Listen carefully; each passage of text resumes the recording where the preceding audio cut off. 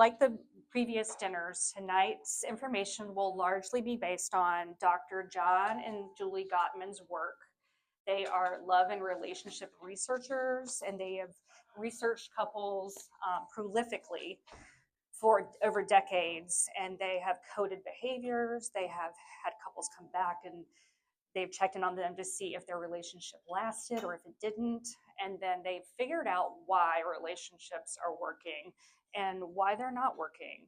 And so from that, they've helped us as therapists and people in the world understand how that works.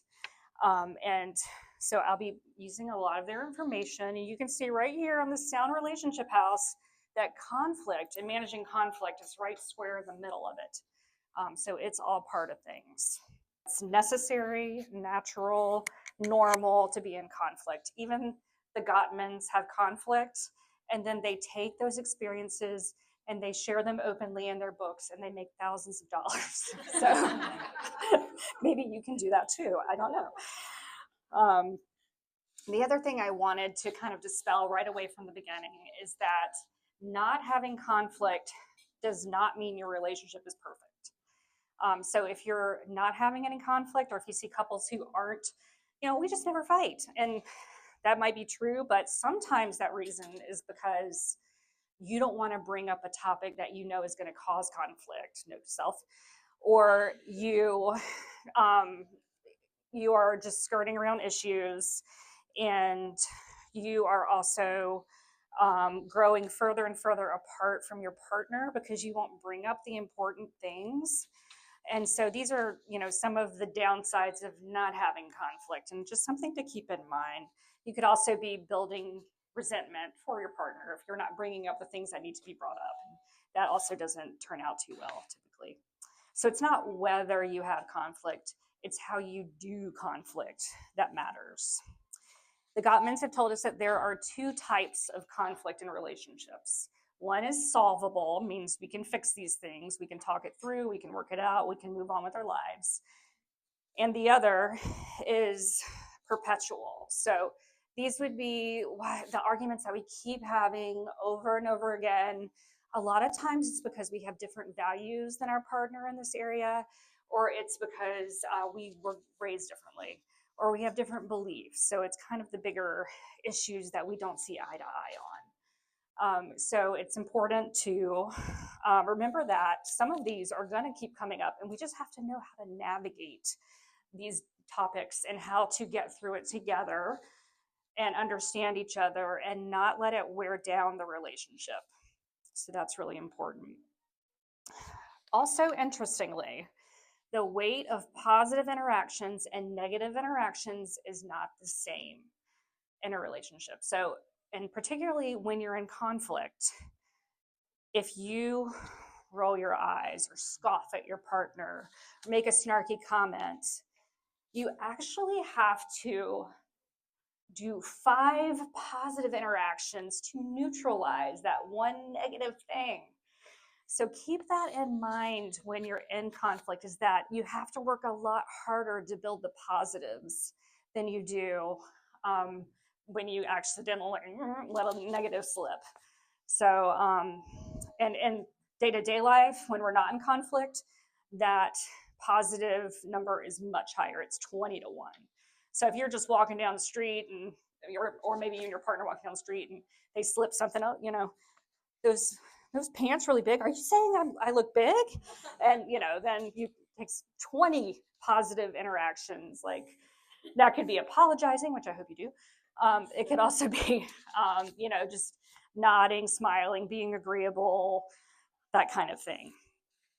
And the Gottmans say in this book, Fight Right, which you may have a chance to win tonight in the raffle, that the thing people fight about the most is really not one thing, or they call it nothing, or anything. It could be fighting over, a lot of people are like, I don't even know what we fight about. We just fight over the stupidest things. And a lot of times that is the case. That's the surface level fight, but underneath it, there's something more going on. There is a partner who is saying, do you value me? Am I important in this relationship? Do you care about me? is, am I worth fighting for? So there is more going on. There could also be, I'm hungry, I'm tired, I'm really stressed out. So those states can also lead to us having arguments over who knows what. And then there can be 1 to 4 entities that show up in our relationship, or particularly when we're in conflict. And I brought pictures of them tonight. The first is criticism.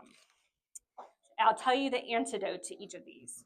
Criticism is, of course, when you are saying something unkind about your partner, it often sounds like you always, or you never, or why are you so something undesirable.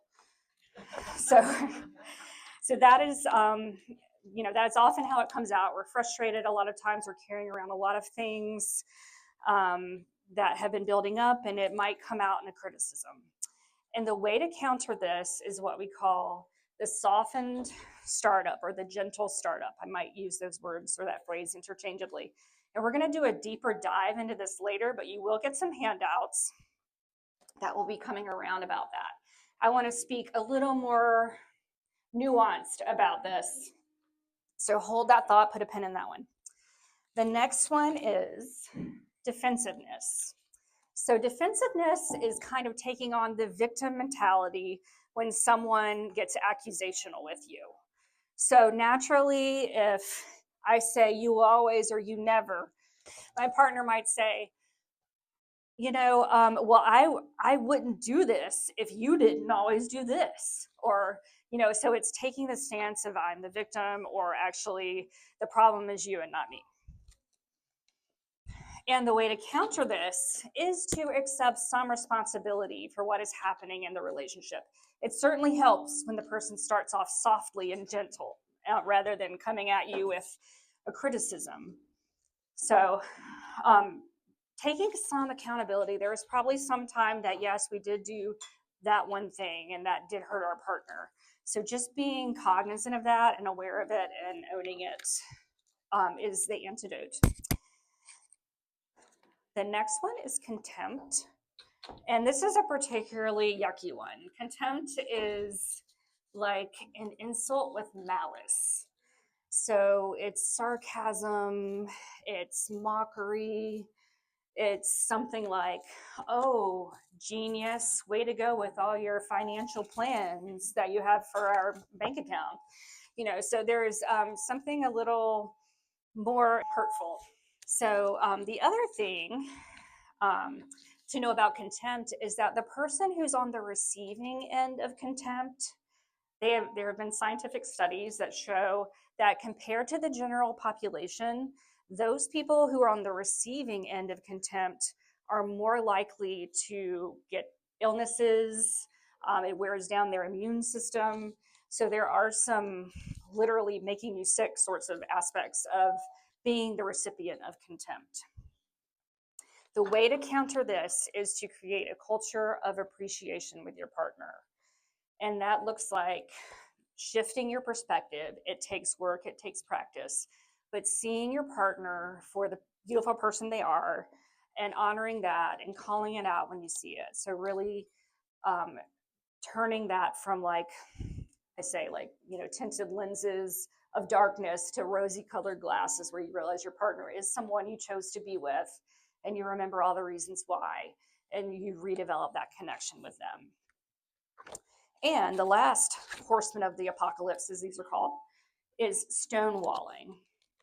And that is when that looks a lot like you partner is sitting next to you, or you are the partner, you're sitting, you're staring into the distance, you're waiting out this tirade of whatever's going on.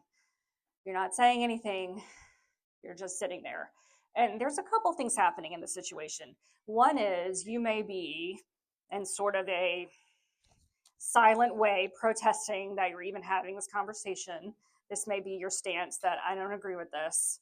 The other thing that could be happening is that your system is getting flooded physiologically. So what that means is that your heartbeat is elevating.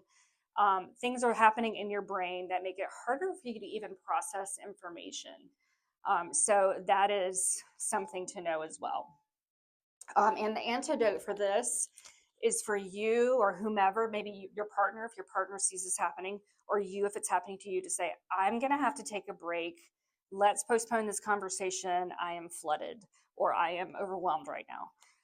And you need at least 20 to 30 minutes to actually physiologically come down from that state, sometimes longer. And here's where I'm going to give you permission to go to bed angry, because they say not to, but the Gottmans say actually do go to bed angry, because when you sleep, your body, your system restores itself. And if you think about it, in the morning, typically you're able to rationally handle things better than you were at night when you were tired from a long day. So that is actually a good reason to let it fester, and not really fester, but go to sleep and then wake up and have a whole new fresh perspective. All right, so those are our horsemen of the apocalypse. I did say that right. Okay, I want to circle back to the gentle startup, which is the antidote for criticism. You all have a sheet in front of you where you'll have some practice, but I wanted to give you a little sample of how this can go, because often we start our conflict conversations with criticism and we can really derail things within the first 3 minutes. We can basically set the trajectory for how our conversation is going to go. So if I say to my husband something like, why in the world would you stack 3 layers of dishes on top of each other and then run the dishwasher and expect everything to get clean? Were you raised by imbeciles? He would not appreciate that. First of all, I'm sure he would get defensive. And to be honest, I'm the one who would probably do the wrong thing in this situation. But a better way to say that is, there's almost a beautiful math formula for it. It's, instead of saying that, say, I feel X, the problem is Y, I need Z. See how that works? So, and then you fill in, so I feel frustrated. You could also say upset, because that covers all manner of negative emotions. I feel upset. The problem is that the dishes are not getting clean when we run the dishwasher. I need your help to make sure we can have water and soap flowing in between these dishes. So something like that. And do you see how that is probably going to go over a little better than the first option? You will have your own opportunity to practice these. Just a couple more ideas I want to give you from Fight Right. One thing is to have stress reducing conversations.